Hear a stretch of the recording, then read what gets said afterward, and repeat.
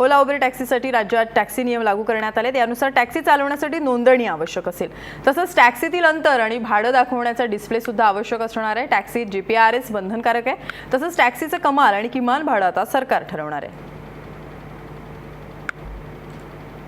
आता ओला उबेर टॅक्सीसाठी राज्यात टॅक्सी नियम लागू करण्यात आलेला आहे। यानुसार टॅक्सी चालवण्यासाठी नोंदणी आवश्यक असेल। टॅक्सीतलं अंतर आणि भाडे दाखवण्याचा डिस्प्ले सुद्धा आवश्यक असणार आहे। या टॅक्सीत जीपीआरएस सुद्धा बंधनकारक करण्यात आले। तसंच टॅक्सीचं कमाल आणि किमान भाडं हे आता सरकार ठरवणार आहे। ओला उबेरसाठी ही नवीन नियमावली आता आलेली आहे। नवे टॅक्सी नियम आता लागू करण्यात आलेले आहेत। त्यानुसार टॅक्सीचं कमाल आणि किमान भाडं हे आता सरकार ठरवणार आहे। ओला उबेरसाठी ही नवी नियमावली नेमकी काय ते आपण पाहूया।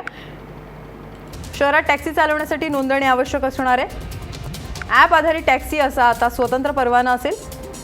सगळ्या टॅक्सी या वातानुकूलित असतील। क्लीन फ्युएलवर चालणाऱ्या टॅक्सी असाव्यात अशी सुद्धा नियमावली आहे। जीपीआरएस यंत्रणा सुद्धा आवश्यक आहे।